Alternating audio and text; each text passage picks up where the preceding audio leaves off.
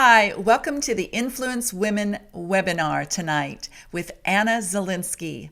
I'm thrilled to have Anna, who's a producer, director, and she's a consummate teacher that you're going to absolutely love. She's been in the business for over 15 years. She's produced many films with PureFlix and Pinnacle Peak Productions.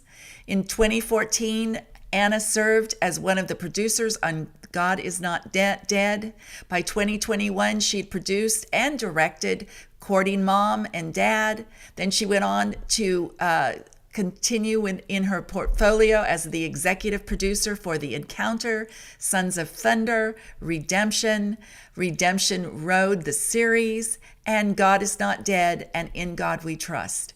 Anna, you will see knows the business, and she's learned it along the way and wants you also to learn it and be a producer and a director and work in the industry. So join us tonight for this special webinar. We had some technical difficulties, so this is the intro that you will be getting on her at the top of the show, and then she will go right into teaching. We apologize for those technical difficulties and audio that we had had during our webinar this time, but you're going to love Anna and you're going to love the information. So join us for this great Influence Women webinar. So a little bit about me. I am originally from Louisiana, the beautiful state of Louisiana. I always say I'm from the northern. It's not as interesting as the South. New Orleans is way cooler than where I'm from, but it's still home. And I graduated from a degree from Louisiana Tech there in accounting, of all things. But on my heart, I was a creative, and I always wanted to. I knew there was something else for me, so I literally put that degree on a shelf, and I decided I needed to come to LA to be a Laker girl. And that was my ambition. I was going to get ready and I was going to head on out to LA to see if I could be one of Janet Jackson's backup dancers. Good thing the Lord did not think that that was a good idea. And I got a little pushed to, I got a little bypassed where I ended up going to San Antonio because I got a job offer there. And luckily, this was the better route. I did get to dance for the NBA. I got to dance for the San Antonio Spurs. So I did get to fulfill that. But I was also blessed with a job at the same time, which was, I got to tell you, a blessing. I had no business being out in LA. Basically, that journey took me from San Antonio. I was a dancer there. I ended up hurting myself and started acting. And that was the impetus for me finally moving to LA. And I've been in LA now for 23 years, working actress. And I switched into producing about 13 years ago. So that it just went hand in hand, basically. I basically was one of those folks that every time I went into audition, I was like, who are those people across from me choosing my destiny? And I did not like it. So I wanted to learn. And so that was the reason I started getting into producing. And I've been doing it now in the faith industry for, like I said, almost 13, 14 years. So it's been quite the journey.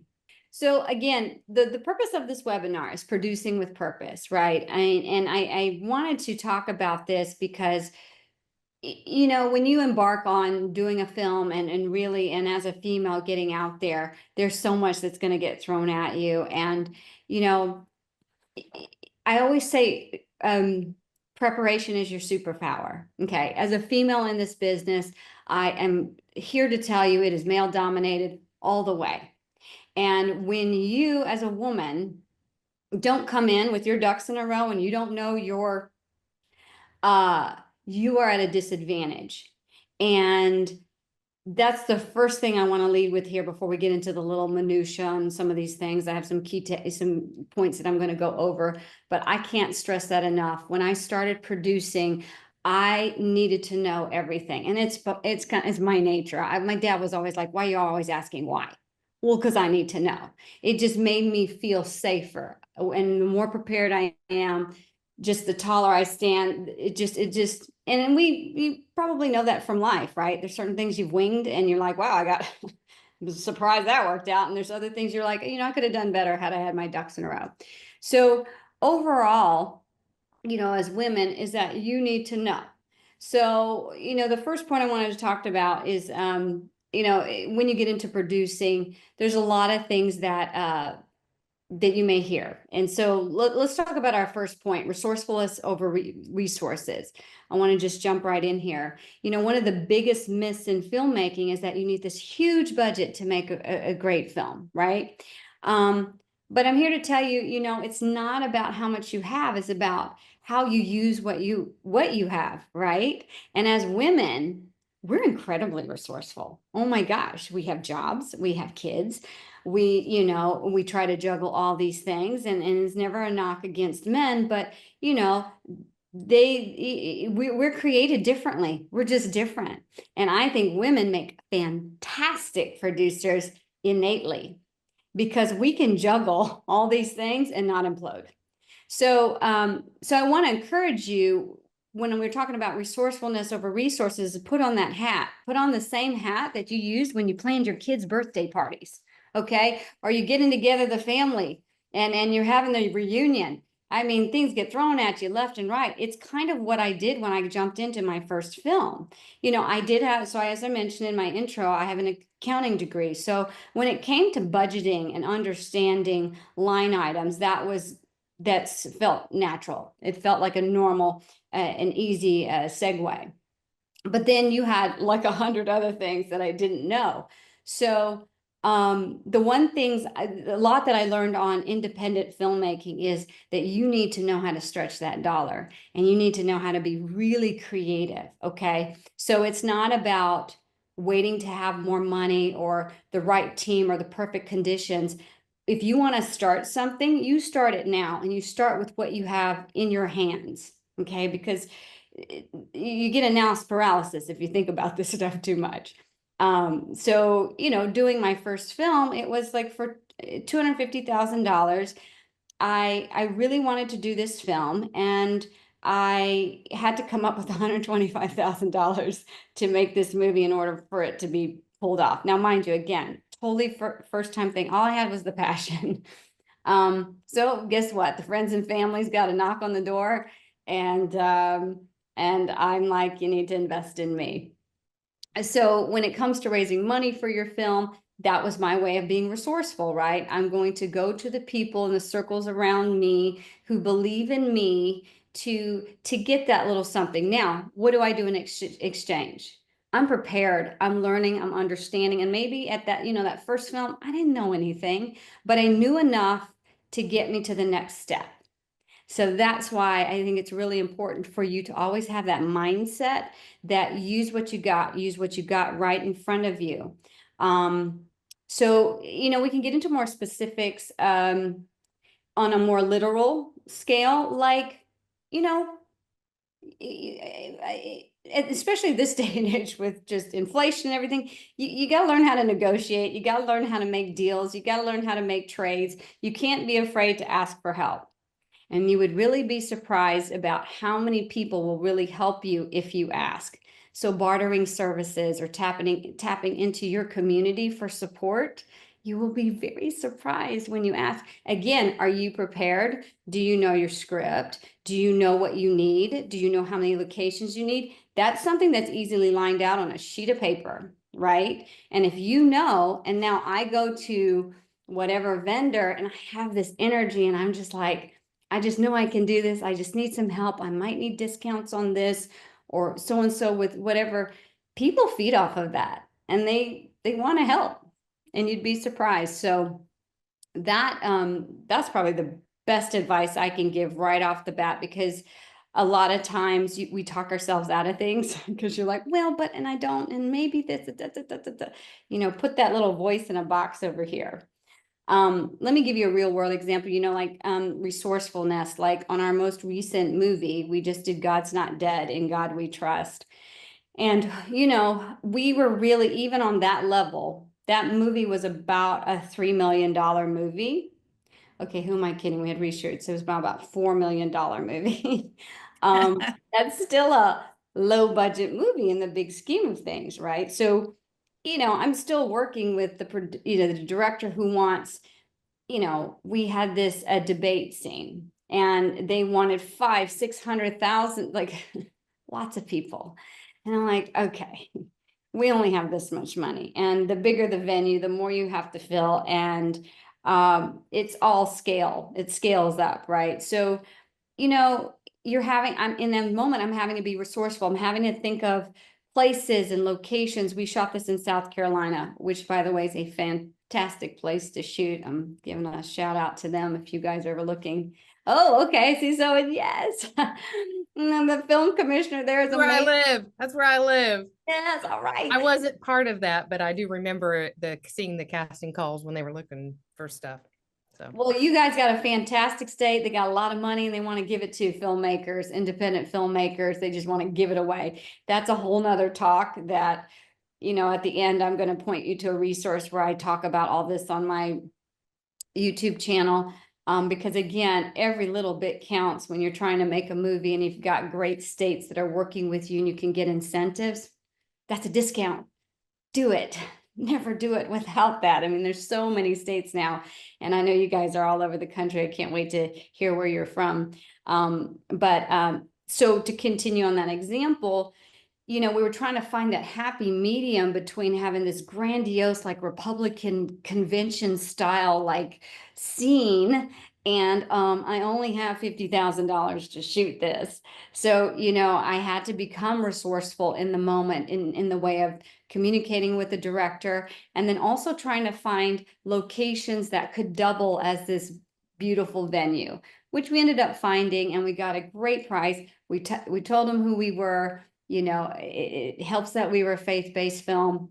The location worked with us, gave us an amazing deal, and there you have it.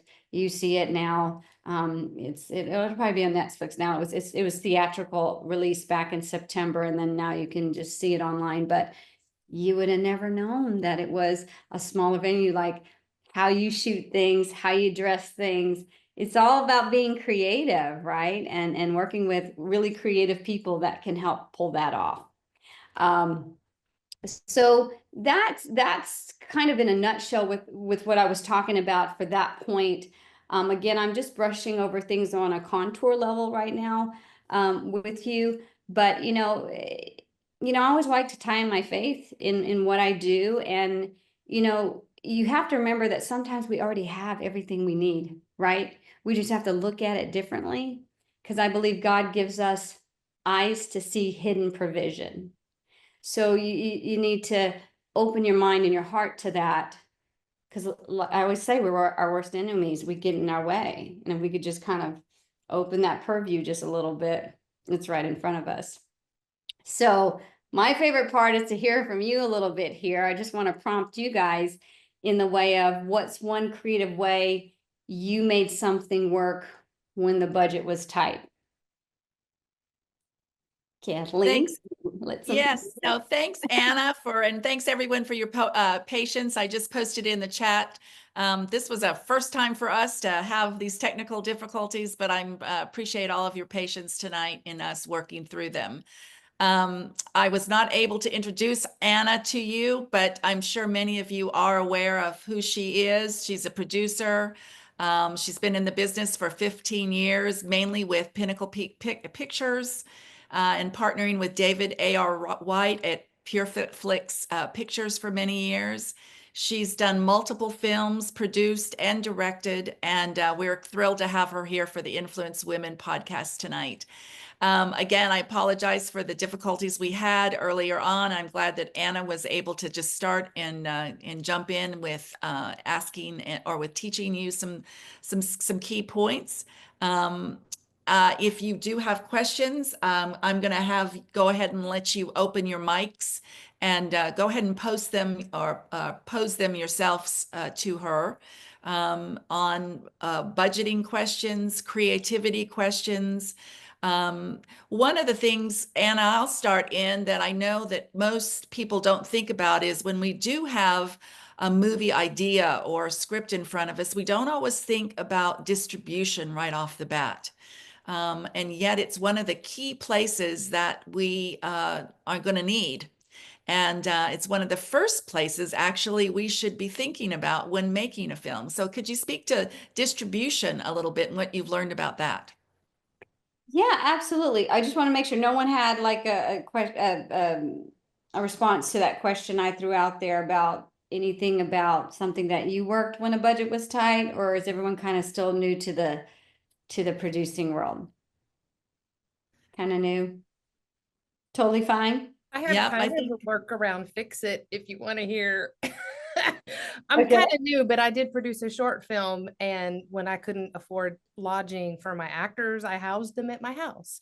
So that was a workaround, and Absolutely. utilized a gift card to a local grocery store that also has a gas station, to not only get catering trays from that grocery store, but also asked our grip truck driver to use that gas card to fill up the grip truck.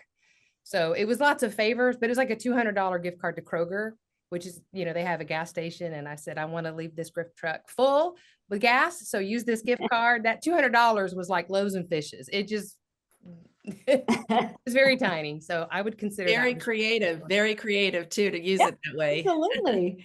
I love that. Okay, because that's it. I always say independent filmmaking is a mom and pop shop of filmmaking.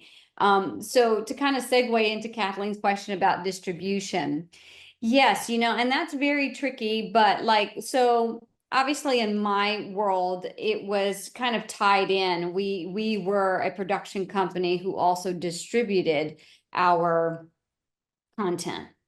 But that doesn't mean that we were not seeking, because with distribution nowadays, you do have your theatrical releases, but you have your home entertainment lane, and then you also have streaming, and then you have international and domestic sales.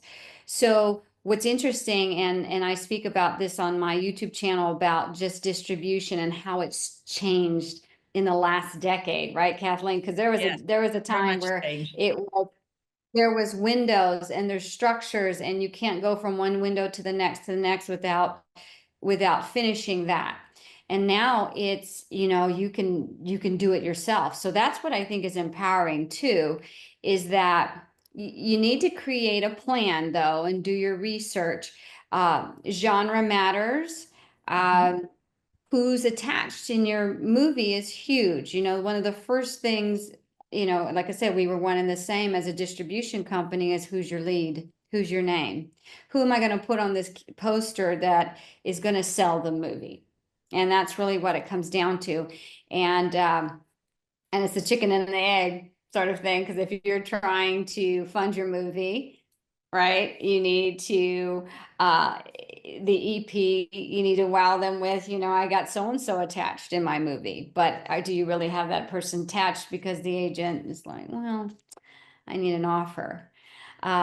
So, not to discourage, a lot of times, that's the creativity as well that needs to happen, is like, how do you get your script seen by that actor that you want? And mind you guys, a lot of the actors that we used were probably A-list 10, 15 years ago. What's nice is that, especially on an international level, if an actor has had a marquee, at any point in their career, it is still sellable. So for instance, we had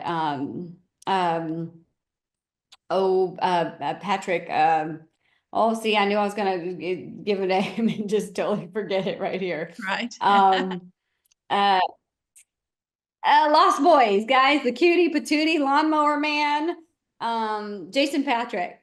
Jason Yes. Patrick.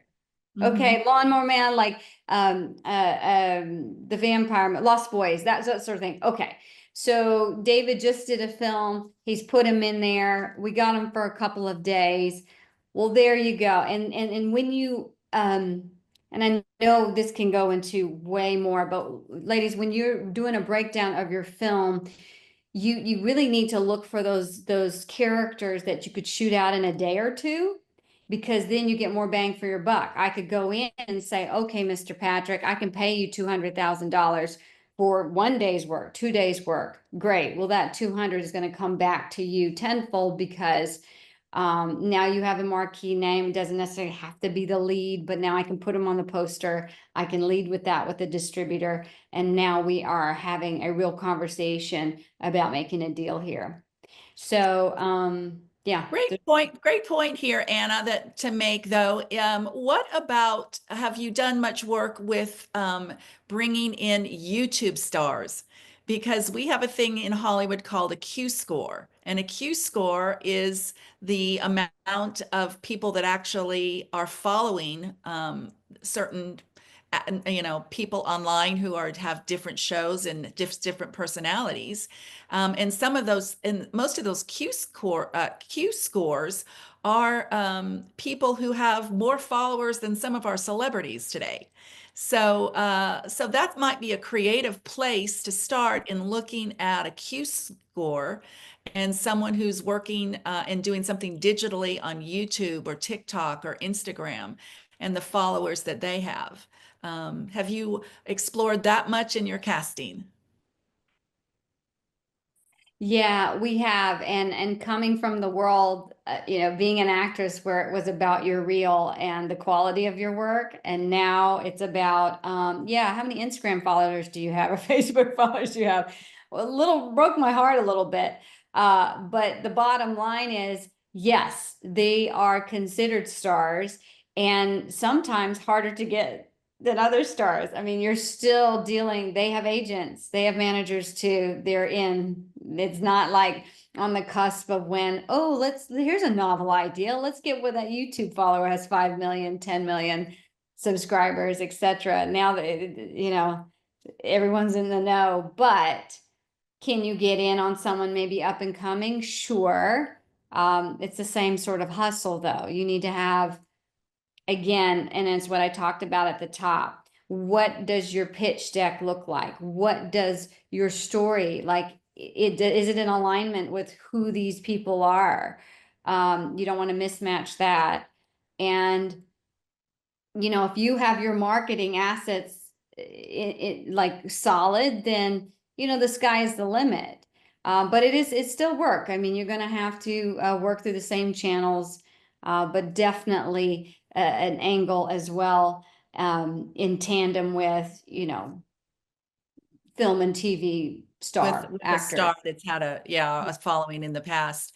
We have had one question through our chat room here. The question was, how did you get your first producing opportunity? Oh, that's a fun one. How did I get so I was cast in a film called Jerusalem Countdown that's still out to this day. Lovely, lovely film. End of Times thriller. And I was cast opposite David White. Now, mind you, I didn't know who David White was. I just knew I finally got a gig. It's been a minute. And I'm like, whoo. And we were working our scene. And I was like, so what do you do? And it turns out he's the owner of the production company. I'm like, oh, really? You know what? I've been looking about, I was trying to I think I want to produce something. So I go into my whole little thing and he's just looking at me and I'm like, I'm just as energetic and passionate about it. And by the time we were done with that film, he goes, tell you what, meet me at a Starbucks, after this is done and tell me what you want to do. And yeah, that started the conversation, which led to a movie he was looking for funding, which turned out to be Marriage Retreat, which was a play off of Couples Retreat, that movie, but a faith-based version. And that's the one I told you at the top that I raised the $125,000 for and knew nothing. Y'all, I knew nothing. All I knew is I could handle some numbers. If you gave me money, it's going to be a-okay. But I just stumbled and learned on the job. And it got me, a career with them for, almost 13, 14 years now. Yes. Well, I think what I love about that story is just your willingness to go for it. I think so often women are afraid when someone poses that question, to them, do you want to do this? And they start coming up with all these negative things. Well, I haven't produced before, I haven't directed before, I don't know what I'm doing. So instead of you blurting all of those negativities out, you just said yes. And that's what guys do all the time, you know. And then they go find a good a woman to help them do it. Right So behind them. This has been behind the curtain. And you know, Kathleen, that leads me, that's a perfect segue into my second point about leadership and collaboration.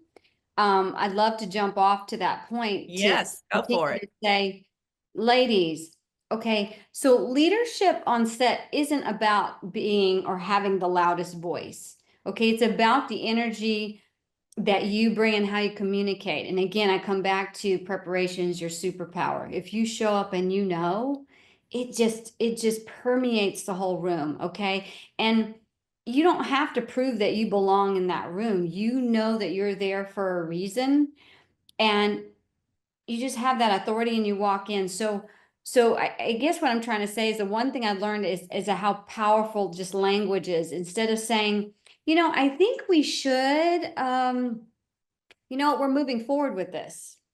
We're going to be clear with our language. We're going to be, because again, if I'm here and I'm telling you exactly what I'm telling you right now, and I'm in this room and it's all men, they're probably going to be like, oh, I think she knows what she's talking about. And I have tested this many a time. And Deanna's on this call. She's a dear friend and she's been around PureFlix. And she can attest to the reputation I got there because I wasn't going to take any crap. And then sometimes I did have to fight to be heard. But I just want to say is trust in yourself. And don't underestimate yourself. So when it comes to leading a production, it's going to be mostly men. Unless you are going out and you're hiring all women intentionally, it's going to be all men. And maybe, your vanities will be women, makeup and wardrobe. So again, know why you're there. And I didn't always know. So from that first film, there was a lot I didn't know. But if you are humble in that and you know that, hey, you know what? I'll get you that answer right away. Okay, but let's keep going. Let's keep things on track. And you allow them to trust you.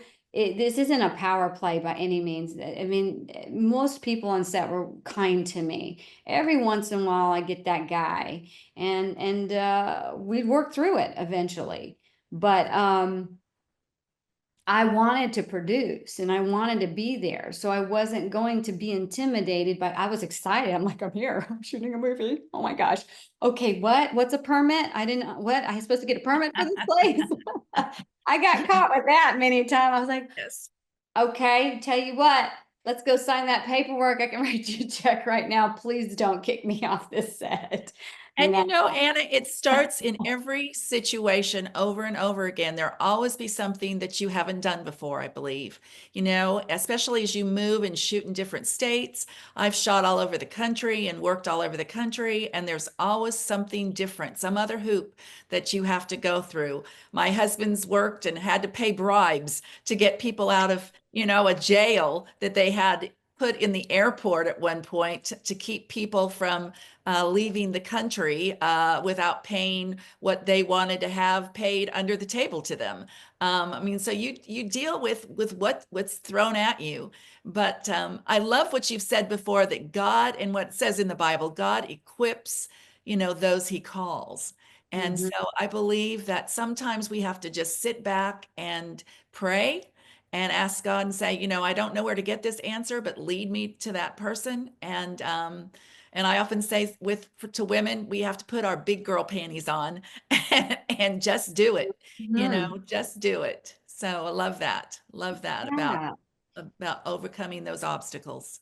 Yeah, and to just kind of tie into what you just said, I believe when God places you in a leadership position, he equips you for it, and you don't have to lead perfectly, just faithfully. Love that. Just So, love. and then you can so then that takes off a lot off your shoulders, doesn't it? You Yeah. can just go, okay, this may be a little bit of a hot mess, but I tell you what, we're going to get to the end. And no one's expecting that perfection. It's usually you that's expecting the perfection because everybody else around you is probably perfectly fine with the way everything was going. I learned Yeah. that too. You put a lot Yes. on, we put, and as women, we do that. We do that with our families, our careers. We're just, it's just a burden that I think we take naturally. And sometimes we just need to, like, you know, let go a little bit there. Let go, and let God. Amen. Let go and let Amen. God, right? Well, I can segue now into into this third, because again, I just can't wait to hear from everyone. This is my first time doing this. It's like, it's almost better if it was in a room and I could be like, I could see faces and nodding. So I'm like, I feel that everyone's getting something good from this. So I'm going to have faith in that. How about that? Yes. Yes. And if you have some questions, please pose them. Okay, excellent. So creative problem solving, that is the third point I wanted to make sure you guys got to hear about here is, production rarely goes as planned, ever. I mean, we do pre-production, we make the plans, and I would say about 2/3 of it does, and the other third just is up in the air. So the best producers, don't panic, you just pivot. You just pivot. And Love that. one of your greatest tools as a producer is the ability to just stay calm under pressure. So when something goes wrong, you take a deep breath and you shift into solution mode. And now that is easier said than done, because when you don't have as much experience, your head's spinning and you're thinking of all the things that could possibly go wrong, versus like what you do in normal life, that you do pivot and you take care of things that you just kind of, it is organic to the situation. In production, you'll feel that too. You really will. So these solutions, and then you surround yourself with a great team of people. They help too. And it's really one of the most exciting parts about producing is when you come out of this whirlwind and you go, oh, God, we did that. And then you can sit at the wrap party and go, remember when? Yes. And you just go, all right. But I always say here, look, always ask and I said this at the top, what can we do with what we've got? All right. And I've been in this position many a time. Maybe it's changing the shot list. Maybe it's rearranging the schedule, or it's calling in a last minute favor. Many a time I've gone up to the director and I go, okay, we have 10 minutes left and I've got 2 pages here and I am leaving this location today. There is no way I can come back here to shoot this. What can we do? And man, everyone just rises to the occasion.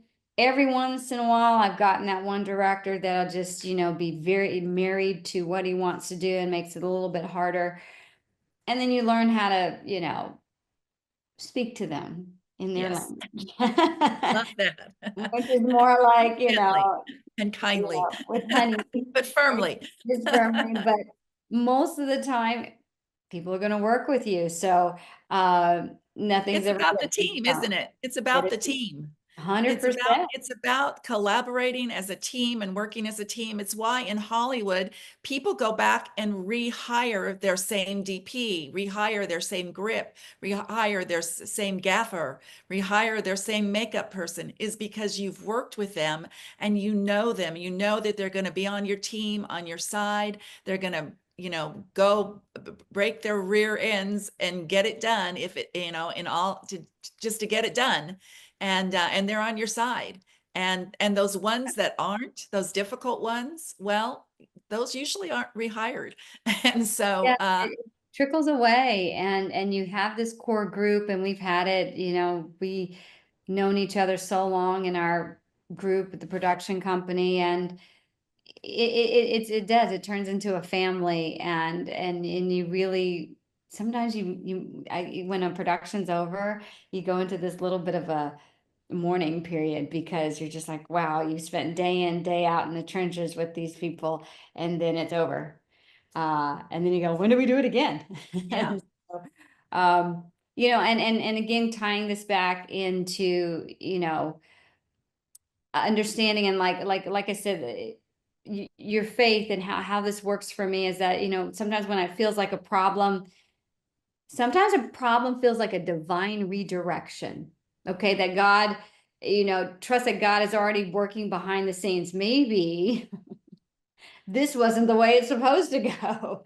And you just kind of go, okay, I'm going to go over here. And a lot of times I'll look back and go, wow, that turned out better. Or, this is not what I expected, but hey, this turned out to be a pivotal scene or what have you. There's, like I said, again, you have to center yourself in this process. And I always say my faith does that for me. So I think for you guys is to kind of, again, balancing, being a woman in this industry, being able to feel confident and know that you belong in it, and understanding that that this is your purpose. You are like why you choose to produce. And I don't know if everybody here's, wants to be a producer, maybe some writers, some directors, but be clear on that choice. Because you're going to have to loop back to that to remind yourself, well, now, why am I doing this again? Oh, okay.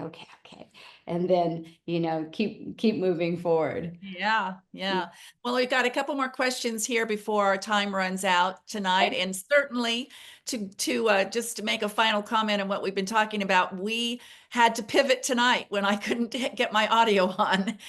So here we had a prime example of not panicking, but pivoting tonight. So we had a real world example going on. Here's a couple questions for you, though, that we have had also in the chat room is when you're new, how do you know things? How do you learn things? How do you know what your assignments are? Is there some good, maybe, with this question, I would think there might be some good producing books or some directing books that you've read, or some mentors that you've been around that's been helpful in teaching you. How do you know what that job really entails as a producer and a director? Okay, can I get a little bit of clarity on that? Is it about producing? That question specifically, Susan? She just said, how do you know things? So Okay. so I'm Well, assuming, I'm not she allowed wants to to. know, how do you know that you're responsible? Susan, this is your question. Maybe Yeah. you'd like to Yeah. pose it yourself. Yeah. So basically, when you're new, how do you know when, okay, you're brand new? That's a lot of responsibility. Why would somebody just give you all this responsibility and you go, I got it, I'm going to run with it? Funding aside, so how would you know or gauge what responsibilities as a producer you're willing to take on? What if you fail? What if you can't come through? What if you just, and I'm not a fundraiser person. I hate talking money. I don't want to be that part of a producer. So maybe I'm out. I don't know. How could you gauge, or how would you advise gauging, when they say, all right, these are all the tasks we have to do, how many would a newbie really be responsible for and be the sole, single point of failure versus, say, shadowing somebody and assisting Mhm. them doing X, Y, Yeah. Z?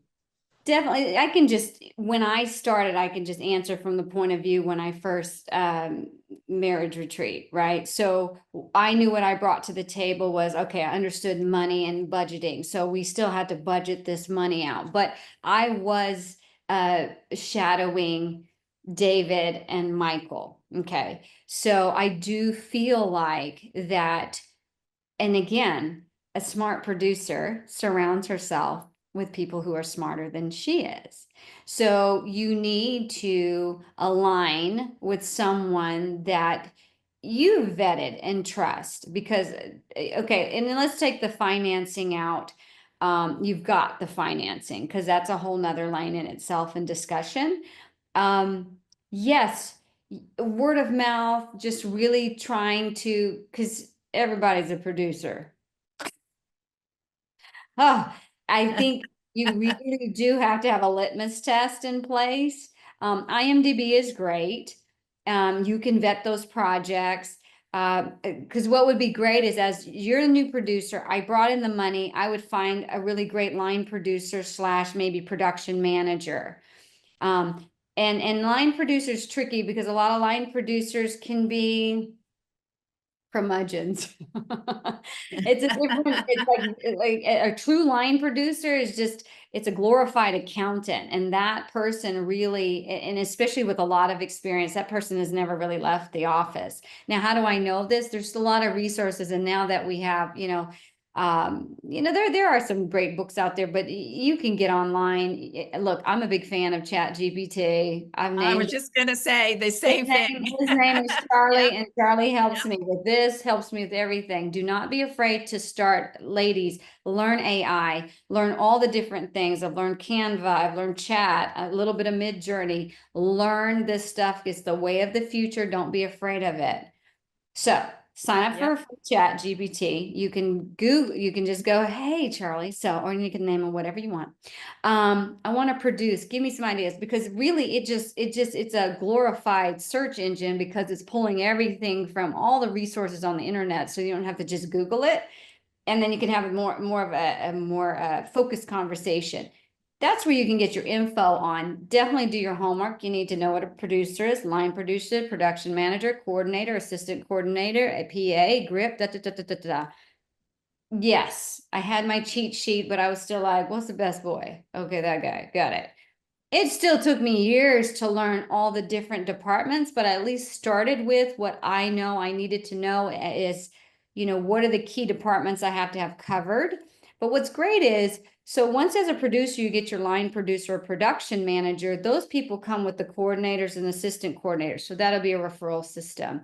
Once you get your director will know an AD because user director has someone that he really feels comfortable with. Those people will know a DP. Well, now once you hire the DP will have a whole lighting team. It sounds like my guy, Danny is so wonderful. He owns his own grip truck and G&E, and he owns his own camera. Boom, there comes your equipment. And then you maybe ask around for your makeup, who knows someone in wardrobe. There goes vanities. It just starts checking off like now, because once you get your just the two people on top, this just kind of populates underneath it. So again, don't be your worst enemy. It's the information is right there out there for you. The resources are there. You just have to be willing to go do your homework and do your research on your own. These resources are there. Final question tonight. We're running out of time. When it comes to collaboration, what tips do you have for working with other production companies? Is there a lead production company, and how do you navigate partnerships? All right, Rochelle, you're already there, girl. That's awesome. Okay, very important. All right. So in times where I've had another production company come in, I have the film, and let's just say I want to shoot this, and usually it's been internationally, because if it's domestic, I have partnered with a producer that might have had other resources. And if that's what you mean, let's just say like with South Carolina, I hired a producer that I trust that had resources in South Carolina. So all we do there is a production service company deal, and we delineate in that deal. It's a pretty boilerplate deal that's saying, hey, you're making my movie for me, and this is what you're being paid. And usually it's a fee to the producer, because domestically it's really a fee to just the producer. Okay, and I say that specifically because now let's fast forward and say I want to do this in South Africa. So now I solicited a production service company in South Africa. Well, I'm not bringing anybody but maybe a director, and maybe we'll plug a DP in there, but everybody else gets hired there. Well, then that percentage would be a little bit higher. The fee would be a little bit higher. Everything still starts with me, because if I'm the source of the script and the money, then everything's just, yes, you're in partnership, but it's not, unless they have ownership in the IP, or they somehow brought in financing, then it's just, think of it as just another tier underneath you. Like, because once you hire that production company, they come with the whole team. And sometimes it's really easy. I just go, okay. But you still have to monitor everything. You probably need to vet those people. Let's just make sure everyone is, you just want to make sure they're not sneaking in their friends, or you just make sure there's quality crew on there. But those deals are done all the time. Like I said, it's called a production service company deal. Don't be afraid of those. Those are great. You can get a lot of benefits. Like, so when I was doing this with these different people, I'm getting the benefit of the incentives that are in those areas. And, you know, I'm getting my 25–30% back on my spend. It's worth it. You do have to, you know, there's a little bit of, again, you're more oversight, but you can also lay out the land of how much you want to be involved in that. Because again, like, remember, I don't know if you're speaking the creative producer, like we would still maintain oversight of the creative for sure to make sure they're shooting and getting what we want. But it's a great way to go. It's a great way to go if you can, if you do Yes, that. and I can speak to that for the productions that I've worked on, specifically two overseas.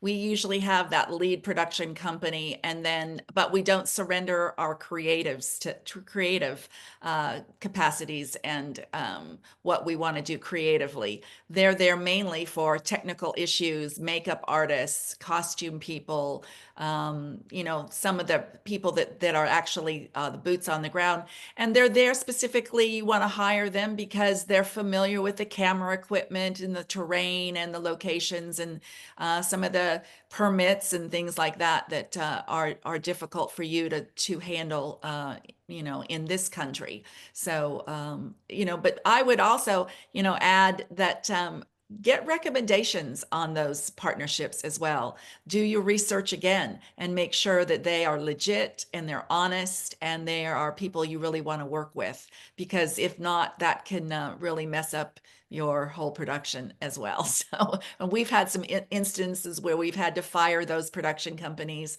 and start over again. And I could go into a horrific story of one that was skimming money off various production companies, and we found that we were supposed to get money back, and that money wasn't available to us. And we were getting ready to get on a plane and go over to pick up our money because it wasn't being given back to us, and going through some horrific hoops. And the gentleman ended up committing suicide. Oh So, my. because he had been um, uh, taking other production money and using it to fund other things, and didn't have it, and he was about ready to get found out and probably go to jail for a long time. So, so there are some horrific stories out there, and we've dealt with a lot of different ones over the years. But get recommendations and do your due diligence on the people that you're going to be working with. It's worth it. It's worth it to your production as well in the end. So, well, Anna, thank you so much for being so candid and being so flexible tonight. And we again thank you, Anna, for your expertise, Yeah. your And I wisdom. wanted to jump in real quick with ladies, I have a YouTube channel. Yes, I was going to just ask about that. If you could give us your resources and how we can get Yeah. more. I just put it in the notes, ladies. Please go to the YouTube channel. I have done almost like 10, 11 videos, from distribution to the shortcutting of scheduling, like how you break down your script. I have resources there. You know, just a top sheet budget. You guys are going to love this stuff. And I'm doing a series now where I'm speaking to other filmmakers, and just the one that's out as a new film school grad. So answers a lot of your questions, but I'm very specific about the information I put on my channel, because I just want to give you the resource that's almost like a library that you can go to. So please check it out. Please subscribe. And then if you need anything from me, I do a free 30-minute consultation. Just go on my website and click it, and we can talk one-on-one if you didn't get to ask a question here, or you have any other things that pop up. So, And is that website is annazielinski.com? no, I just No. put it in. Oh, do you know what? It's so easy. I'm gonna type it here. The producers. See, I'm learning all this stuff about marketing, ladies. This is the The producersdesk.com. I bought producers, okay, the producers desk.com, for those of you who are maybe listening to this in the future. The producersdesk.com is the best resource to continue to get conversations and those free consultations with Anna I'll help you. in I'll all of help her you. resources that This she's is where my offered. heart is now, and I love that I can give this knowledge. It makes me happy. So wonderful. Thank you so much, Anna. We believe that what we're doing here with Influence Women and supporting those of you who are in the industry is essential. We want to do that. We want to connect you as a community, as women in the business. God's given me what I call the 4 C's this year. We are supposed to be connecting women so that they can collaborate to be able to create for Christ's kingdom. So connect, collaborate, create for Christ. That's what I would leave you with tonight.